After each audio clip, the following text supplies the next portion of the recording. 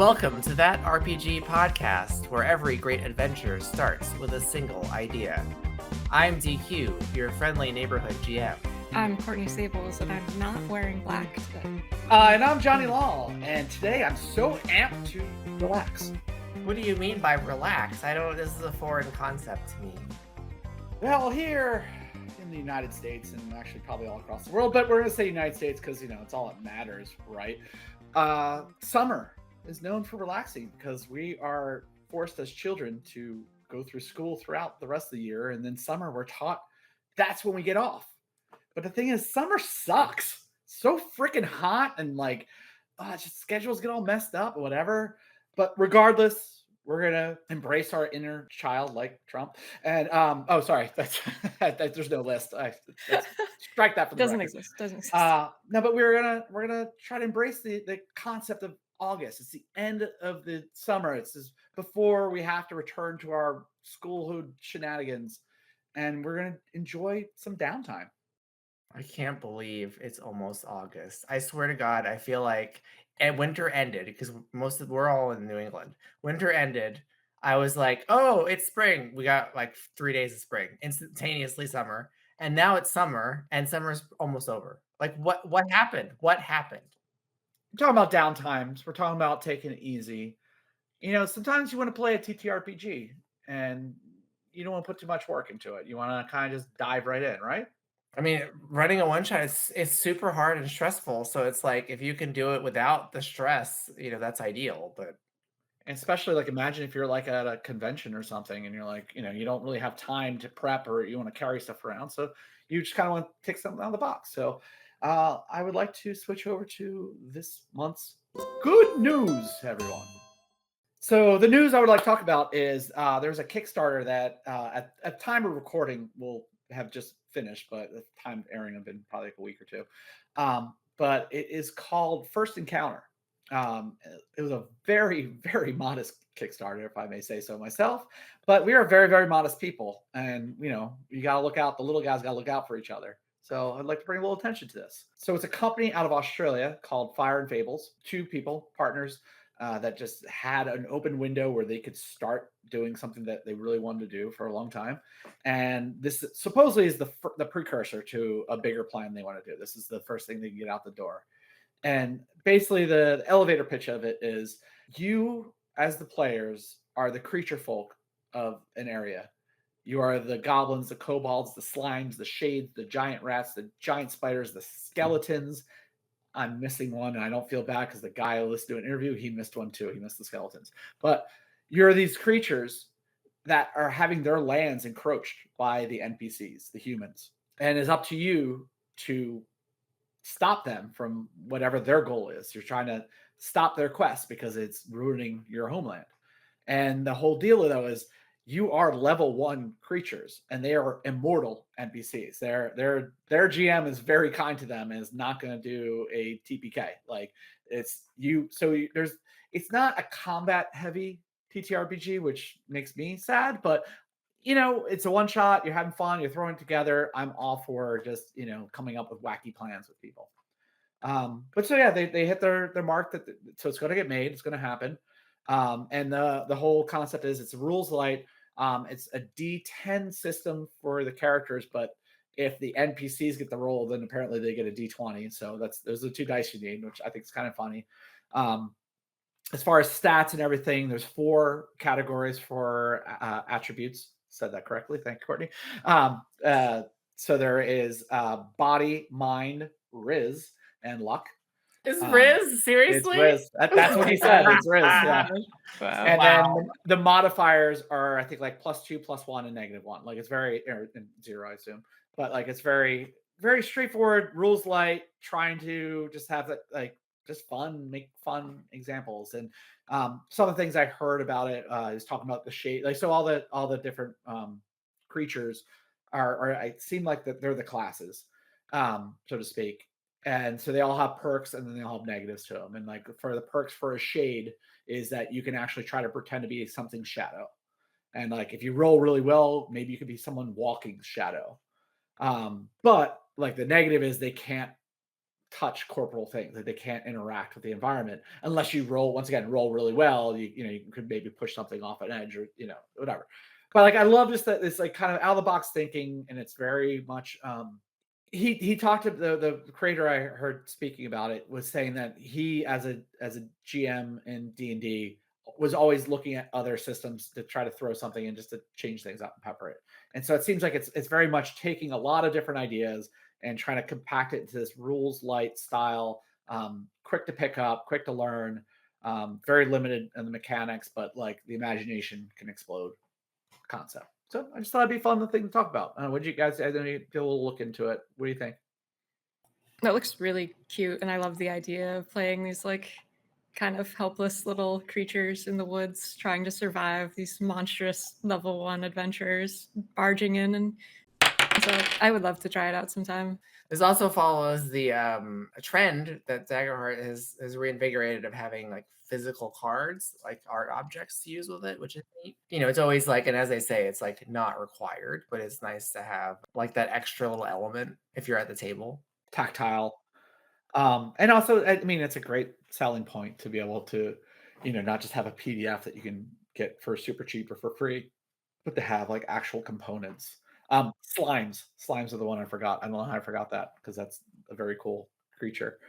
I saw something about it, and I was like, we're talking about taking it easy and downtime, whatever. I was like, oh, this sounds like it'd be a cool thing to bring up because I just read it was a very easy, rules light, fun, and innovative game. And then, like, as I got to know more about it, I'm like, oh, that actually sounds like not that I want to play it for years on end, but like definitely throw it in, or like for PAX East. Like that sounds like such a cool thing to do, even like at a bar. Like it sounds like it's something you could really easily kind of just throw together, and it's almost Dungeons and Dragons esque. It's like really, I think it's really hard from a design point of view to create something that can be played with all, not all in your head, but what I mean to say is like can be played with a limited amount of attention.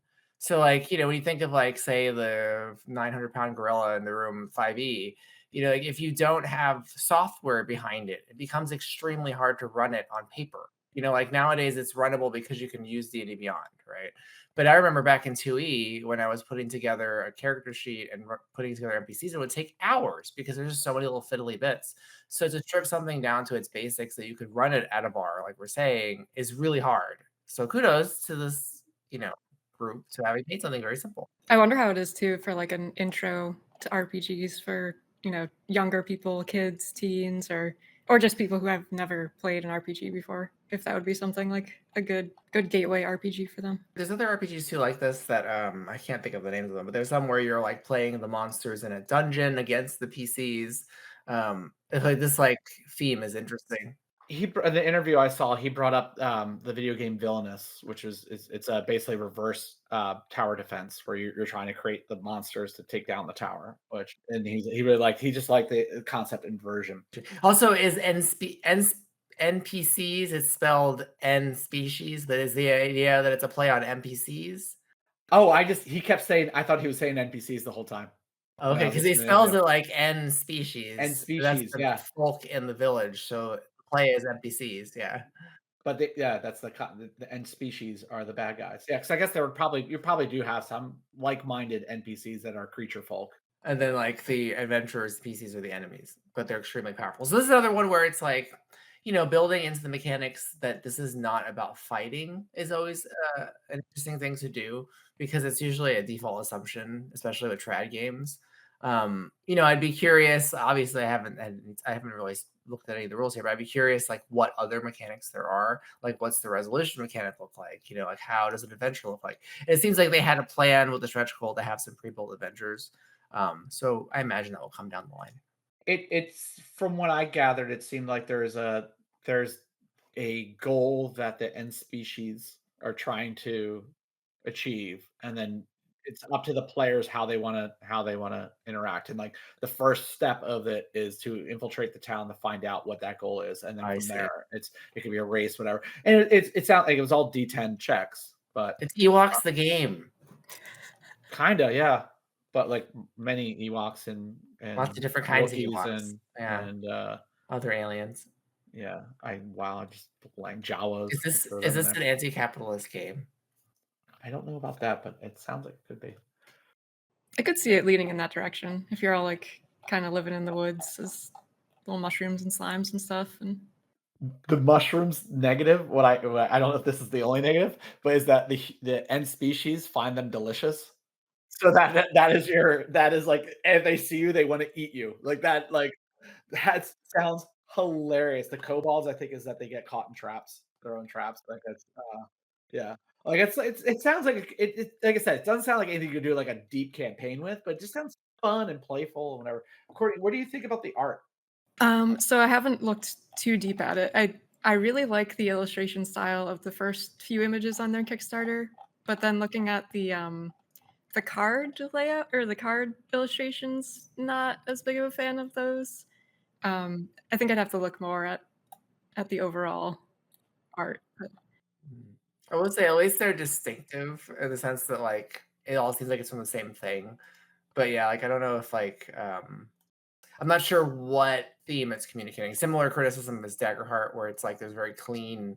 This is not the case here, but like very clean, like top of the line art in Daggerheart. And you're like, well, what are you trying to tell me with that kind of visual distinction? Here, it seems more like what's the word for it? Not drafty, but more like bespoke, like done by hand kind of feel. Yeah. Well, so very watercolory is what the concept. But so one of the two partners is an artist, so I assume that's their work. I did find one issue that now I think we might just have to can this.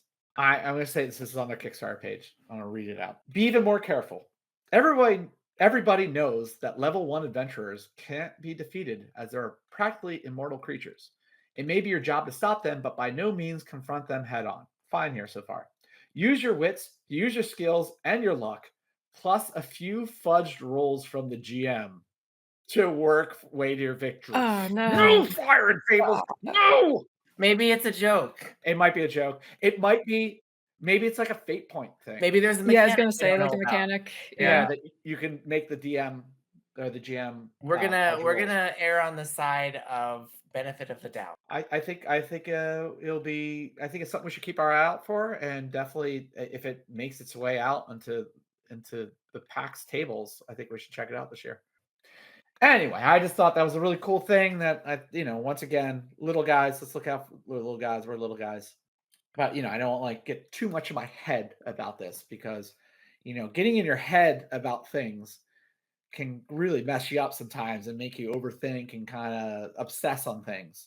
I don't know, Courtney, do you have any experience with stuff like that yourself or something you've been None watching lately? whatsoever. No, No, absolutely no, not not. you at all. No. No, God, no. No. um, but yes, on that note, and speaking of, the little guys as an Apple TV, because they're definitely small creators. But for this month's pop culture corner, I wanted to touch on the Murderbot series. I think it's out in full right now on Apple Plus. I'm actually only 2 episodes in. If it falls apart later, please don't blame me if you watch it. I had listened to the audiobook previously and thought it was just this like fun kind of lighthearted, interesting viewpoint where it's told in the first person from the perspective of this security robot who has hacked himself to kind of go rogue, but all he really wants to do is like watch TV shows, and he definitely, like John implied, tends to overthink things and is very anxious, and a lot of what goes on is internal. And I was kind of wondering like how are they going to translate that from the book to live action, but it works really well with like narration.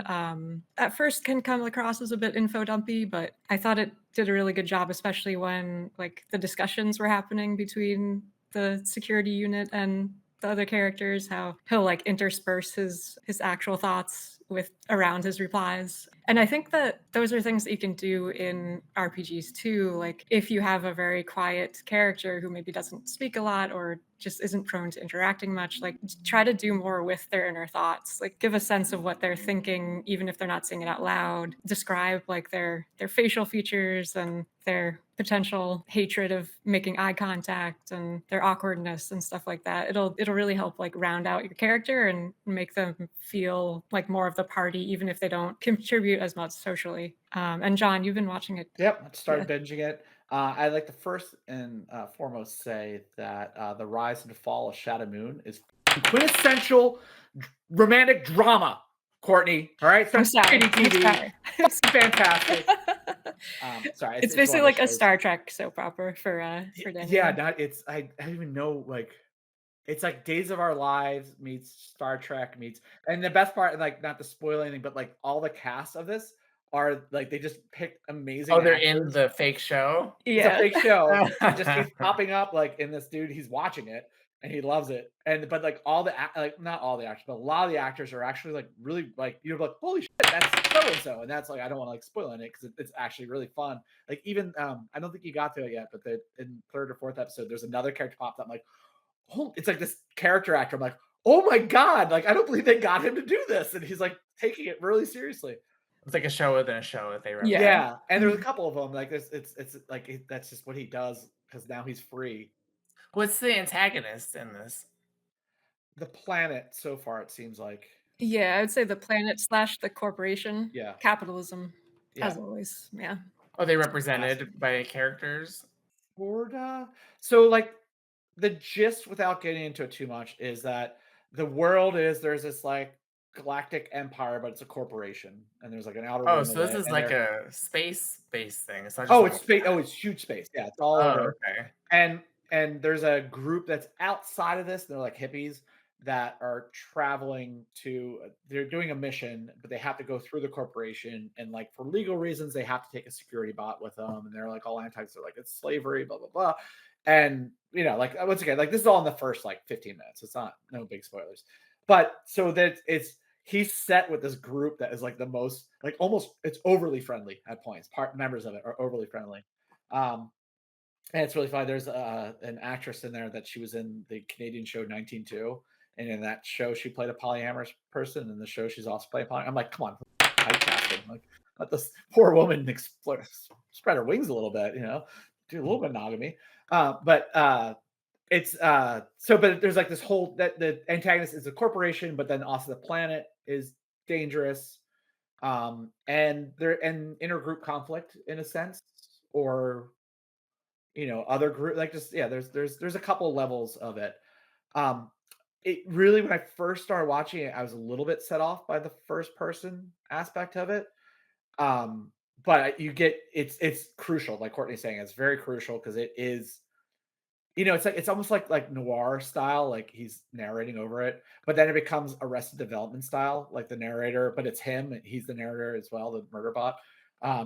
Like they'll say something like, "Oh, you're gonna do this." It's like I wasn't. Like it'll just say something like that, or like, "Let me get back to my show," or like whatever. It's like it's his little monologues, but it makes sense. And the thing that really kills me is that the end of every episode is that oh shit or cliffhanger esque kind of like, well, now I'm gonna watch the next one. Like, and then they're 24 minutes too, so it's just like Yeah, they're really binge, short. binge, Yeah. binge. Yeah.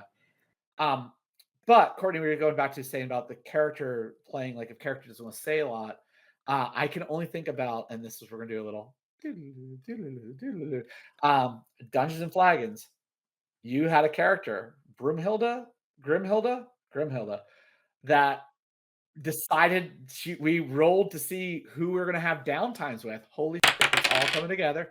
We're gonna roll to see who had downtimes, and everyone had a pair except for you. You rolled yourself because Oh, right, I remember this. So she's been outside the whole time. She didn't feel like sitting with these peasants in their lean-to. So she's been outside having a conversation with herself, wondering this boy, the son of Murgrams, he sounds weak and horrible, but he ran away to have sex. And so that I wonder, maybe he's worth giving a shot, because if he's Nim or half Nim, the size, I don't, what do you think? And she sort of turns to a different angle. Well, no, I think it could work. You should see the boy first. Make sure he's suitable. Don't assume anything, because he might be unworthy of your grace. That's true. Yes, that's true. I am the queen, after all, of these lands. I deserve only the best. Yes, exactly. So if he is handsome and virile and a strong lad, then yes. But if he's, then just bring him back. Not worth it. And so, as the cold envelops our demented strong woman, she contemplates with lust whether she should take this child into her warm and enormous bosom. I All right. forgot you were demented. That's so perfect. I picture when she's talking one way, she's using one hand, and when she's talking the Yeah, other way, because she's she's using the other ambidextrous. hand. Yeah, So she's she, yeah, yeah. or initially my head was this, but that seemed a little too. Well, when you were saying, Courtney, like how do you translate this into an RPG playing a character? One of the things which we'll talk about in our DRGM to come won't be in this episode, but it'll be in the next one.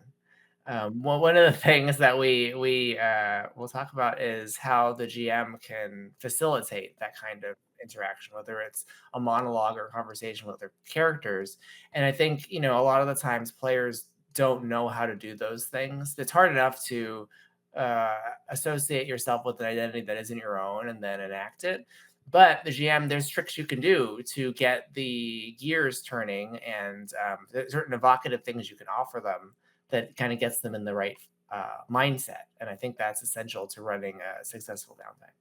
Yeah, definitely. And I feel like the show or the book is worth checking out too, it's fun and lighthearted and doesn't take itself seriously, which I appreciate. And even like the interactions between the different characters, I feel like are great examples of what downtime could be. It doesn't have to be all, serious discussion all the time. You can have fun with it. To follow up with Courtney, I highly recommend if you have Apple TV or if you sail the high seas, to check out the first episode at least and get through the first episode though. Because like I said, the first couple of minutes is like, I don't know if I want to deal with this. But it really, by the end of the first episode, is like, okay, I want to know more.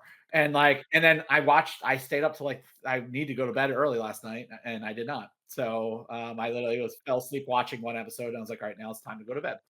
Yeah, and that's the other cool thing about Murderbot is it's worth paying attention to, but it's not hyper nuanced where you have to catch every little bits. And I feel like I've been watching a lot of really strong shows, Andor being one. And we got to talk about the show The Patriot at some point. Well, it's from 2015. Crazy. I think I saw a couple episodes of that actually. Blowing my mind. It's like Wes Anderson on crack. Anyway, but like a bunch of shows where you need to catch all the bits. And like this, I feel like you can kind of glaze over some of them. Though that being said, I was on my phone at one point and oh wait, no, hold on, and go back 2 minutes. I feel like I just don't know the context of this conversation, and it was worth going back. So it is worth paying attention to as well. I'm not saying it's trash, but it's easier to digest, I would say. I will say that Alexander Skarsgård, who plays the Murderbot in question, his physical acting is really, really good too. Like just the stuff that he conveys with really awkward looks and facial expressions. It's great. So on this month's segment of Do We Have to Spell It Out For You? We like to handle 2 spells from the OSR Plus repertoire. And if you haven't seen the show before, OSR Plus is the system that our lovely Daniel Quinn, aka DQ, has come up with, and that the even lovelier Courtney Staples and the slightly less ugly John Parsons, Johnny Law, has helped with. But these are spells that are derived mostly from 2nd edition concepts and manipulate a little bit to fit into our system. So to start off, we're going to start off with a very classic spell, and that is Sleep. If you'd like to follow along, you can go to osrplus.com and just go up to the rules on there in the corner, and you will see under the core rules, there's to the right if you're not on mobile, if you're on laptop or PC. Oh, Jesus Christ, why am I even talking? If you go up to the rules, you'll be able to see reference tables, and you can go to the spells and search for it right there and follow along. It's very well designed, if I may say so myself, and I did none of it.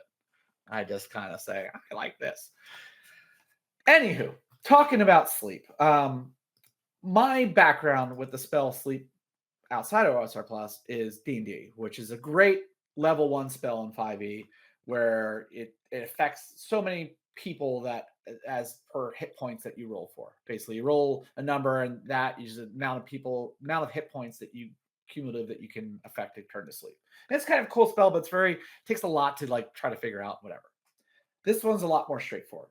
So it's a sorcery spell in the charm school, and the description is: you weave your maleficence into a charm that induces magical sleep in a single victim.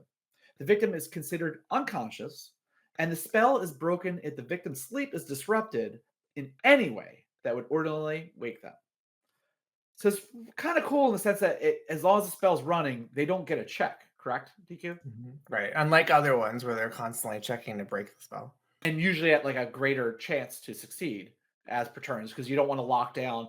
You don't want the GM to be shot out of everything, and you definitely don't want the players to be missing their turns all the Exactly. time. Yeah, like one of the things I tried to make sure was the case in revision in the system was we don't want what do they call them in other systems? The mechanical effect of like locking down, what's it called? Stun locking characters, right? Because then you're not playing. What's the point? So we have when you have a spell that essentially takes you out of the action, which there's very few that even can do that, then every turn you have a progressively higher check to break out of it. And it's relatively easy in a couple of turns to break out of it. It's really when that happens, like you as a player, especially if you're a combat oriented player, and like it's the as you can't fault the GM for using like you have this barbarian running in, you're like, well, if we put him to sleep, like that's hilarious. Like, but the cool part about this, and I do think 5e's version does allow for waking up, but it doesn't work, in my opinion, it doesn't work the same way because you're like, well, no, I will use my action, my bonus action, do this, and this, and this, and this, and this. Whereas OSR Plus, it's definitely more like the narrative concept of it is you want to like, well, no, I need this person back in. And there's also ways to incorporate environmental stuff and as well as NPCs to help you. Well, and the key, like the language in that, because obviously I know it's a very powerful spell if I were to cast this on someone that was fighting and they just slit their throat, right? That's the immediate concern. But the reason why the language is in there that's saying anything that would ordinarily wake you will wake you up is that if you're in the middle of combat, people are clanging swords and yelling and running around, that'll wake you up. So this is like most of the spells in the system, it's not meant to be used necessarily in combat. It's meant to be used when you're sneaking or when you're using it as a utility, right? Rather than in combat. Because if you use it in combat, most likely the GM could rule the next turn, well, you guys are all shouting and fighting with each other, you can wake up, or the creature can wake up. Yeah. Yeah, I like that less combat oriented use of it. Like it's more something that you would use if you want to avoid combat. Like you're sneaking through a guard tower or barracks or something and you put everybody to sleep and keep going and don't have to worry about it. But thinking about in previous RPGs that I played or video games even, like using sleep and then continuing to fight and make all this noise, it's like, wait, this doesn't really make much sense. Like I get that it's magical sleep, but it's kind of The other consideration too is BBGs, right?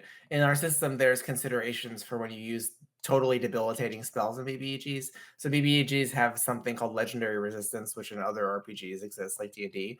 But in ours, what it does is it lessens the effect of certain things. So something that would automatically make you unconscious, and this one would impose a different penalty. So if you sleep on BBG, it still works, just as putting the sleep. I think it's slow. I think is It what slows them. happens. Yeah. Yeah. Which is a cool, like, you get that whole, Get like, drowsy. Bugs Bunny, like, "I'm gonna get you, rabbit."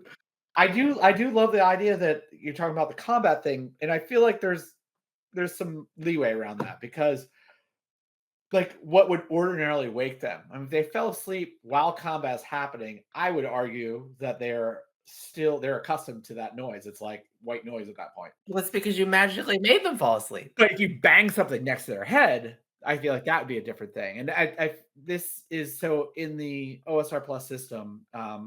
After much fighting from a purely martial player, DQ came up with the concept of deed dice, which is a thing only to non-casters that allows them to put extra flourishes on their abilities and actions, both in and out of combat, mostly in combat.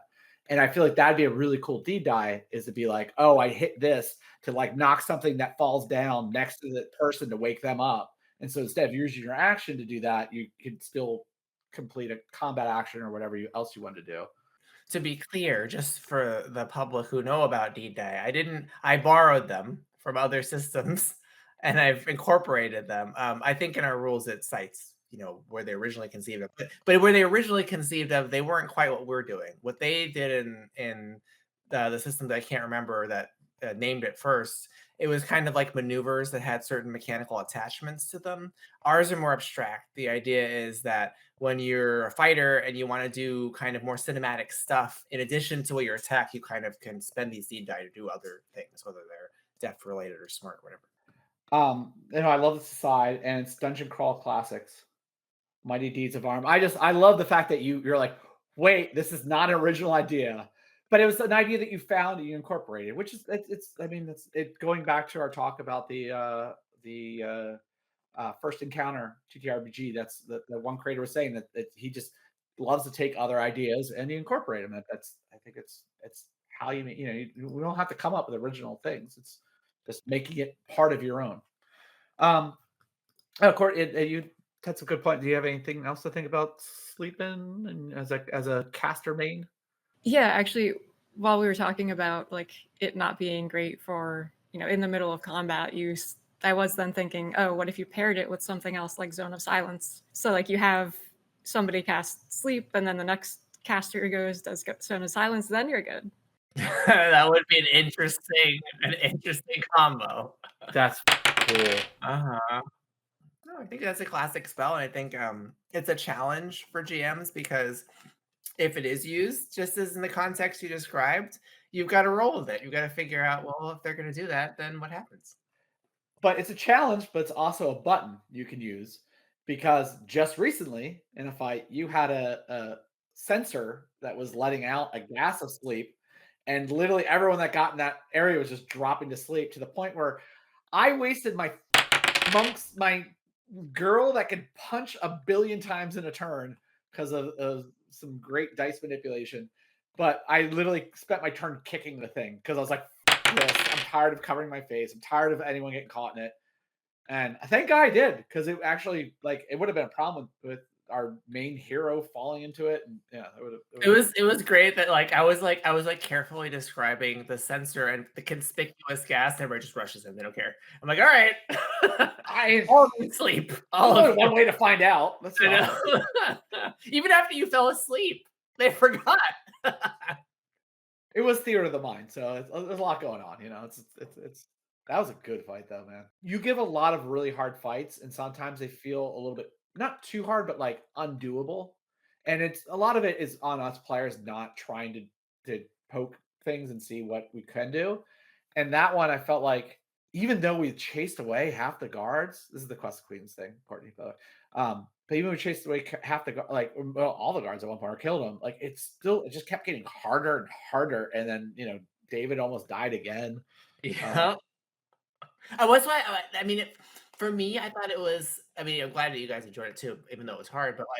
But what I like about it is it shows that I don't want to say combat's a failing state because that's not true, and I don't really agree with that mantra.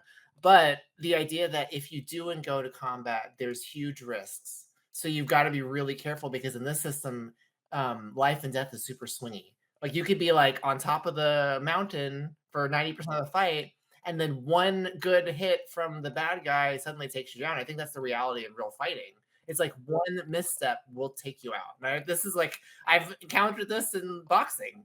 You might dominate the match or dominate the round, and then they get that one hit in that puts you off of your balance, and now you're done for that round or even for the whole fight. And I think that's reflected in the mechanics. I found another spell that could work well with sleep, which is Bestow Curse, because you can bestow deafness upon your target. And it's an enchantment spell, which means that you could use it as the Boomerist or whatever that you are as 12.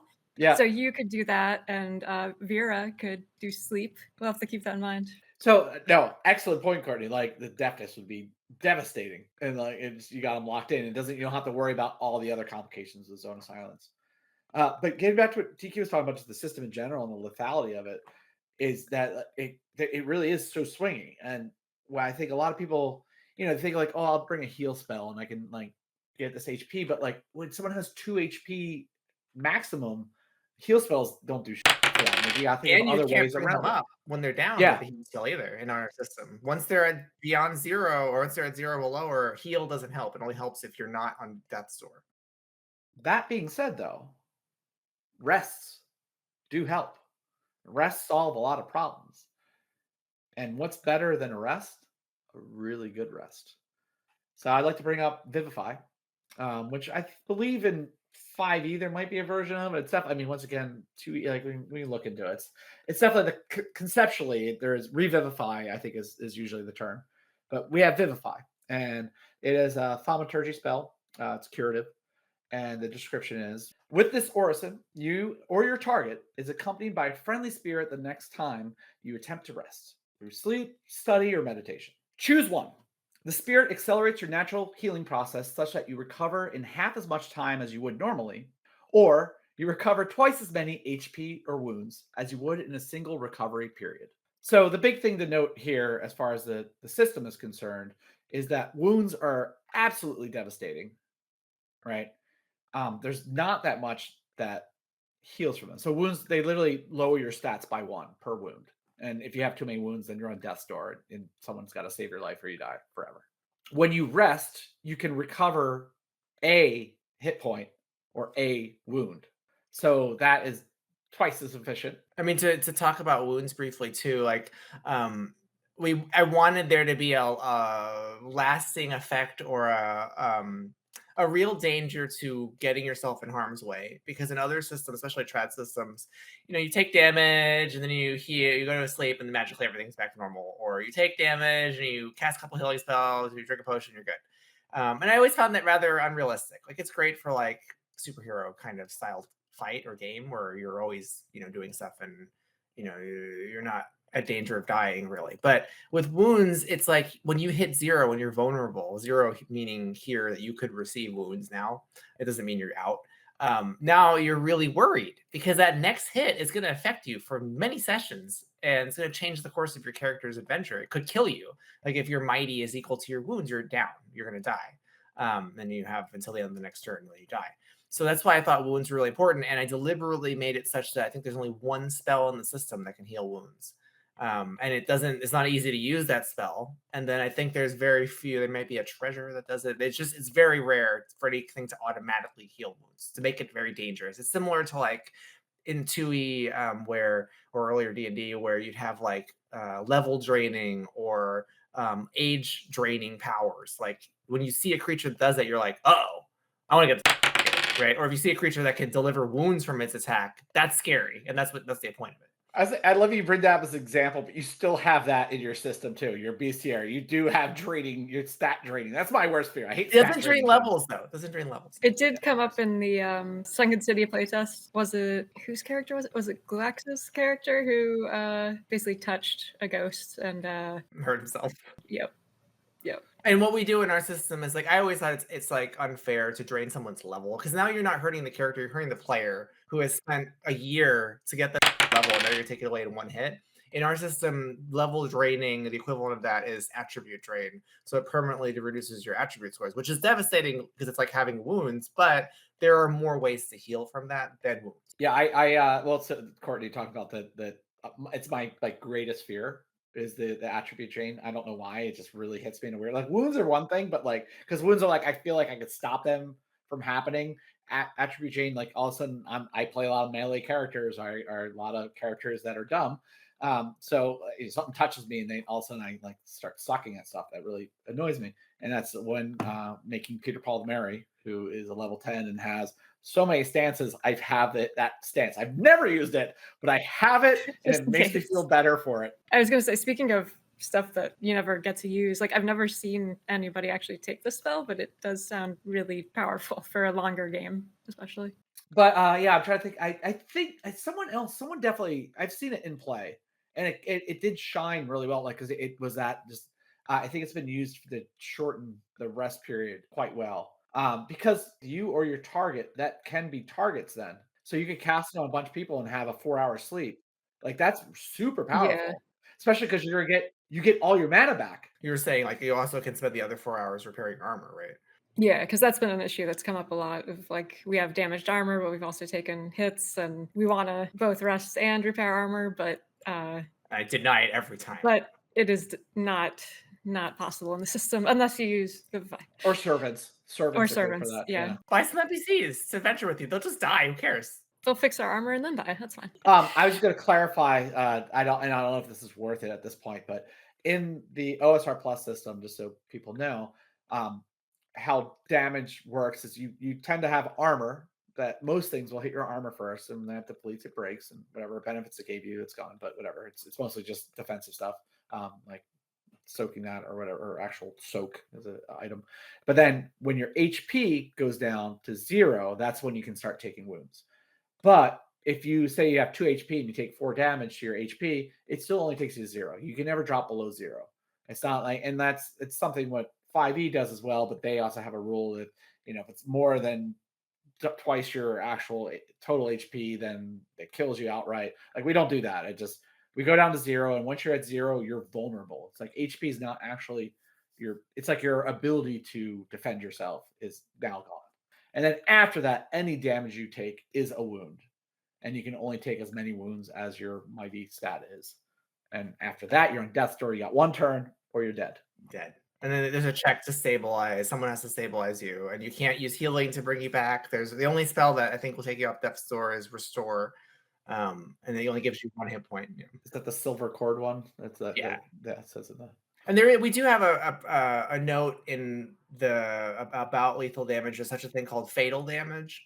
So, for example, say you're in a small room that gets squeezed and crushed, like, and you're squashed, like in the Star Wars trash compactor.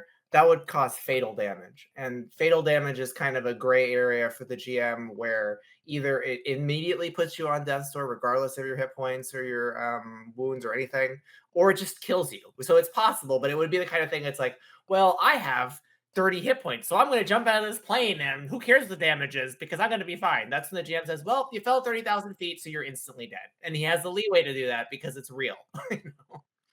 And I do appreciate that HP works like that, as far as like you go down to 0 first, no matter how much you take from that hit, and then you start accruing wounds, because it can be kind of nerve-wracking looking at if you're playing a caster and you have like 2 HP, maybe 2 HP's worth of armor, and it's like, oh wow, I could just die from anything. But usually you can play it safe and not have that happen. You get 1 chance at least. You get 1 chance after your fuck up. Your initial fuck up, the dragon breathes on you, and Yeah, and then it's like, oh, okay, just kidding, I'm out. Now I gotta get out of here. Yeah. And you see it played out. Like, the players are like, oh shit, they're really worried when they're at 0, and it's fantastic to get that feeling, because now they're really immersed in what's happening. And I think early on we did play tests where we didn't have that vulnerable state. And we found, I think it was one playtest that you had run, is that the casters just instantly die. They're instantly at death's door, 1 hit, they're down. Exploding all the time. It's just pointless, No, it's like I said, I hate it as a player because I just hate it because it doesn't work. But I do love it, like thinking back, like how mechanics work, and like, this last fight that we just did in Quest of Queens, where it was a tough fight, and every character but mine was at 0 HP. You're all And I was built to not get hit. Like I had a lot of fail safes to try to save them too. I mean, that's literally her job. She's supposed to be the protector, but it was like a really cool, like, and even though David's character, I feel like you're maybe a little lenient on David and Allie. I was trying to go after Allie hard. Yeah. But you don't want to kill her because that ends the whole campaign. That character wasn't trying to kill her because he had other ulterior motives. Yeah. Well, you wouldn't mind her up and of course, the prisoner and all that. I had horrible, nasty plans for her, but I couldn't do it because you kept grabbing her away from me. Anyway. Play OSR Plus. Yes, Come join do us. that. It's fun. Come join our Discord. Well, I'll say I definitely feel a little bit revived after that conversation. What do we got up next for the next few weeks? We were doing a little Dear GM. Yeah, I mean, since it is summer, as we've been talking about, we are trying to create a sense of relaxation, which is impossible for me. But we're talking about Dear GM, which will be about downtimes and how do you manage downtimes in RPGs, and how do you mechanize them so that they can be part of the game. And to be clear, the idea of doing downtimes was thoughtfully brought up by Courtney, who is possibly the queen of downtimes. I do really love downtimes. They're kind of my favorite thing. Thanks for listening to That RPG Podcast, where every great adventure starts with a single idea. Join us next week for more from our series Downtimes and Dungeons, where we talk about Fire Fables Studios' first encounter RPG, how to run immersive downtimes in play, and build a Greek mythology-themed adventure set in a dying Earth dystopia.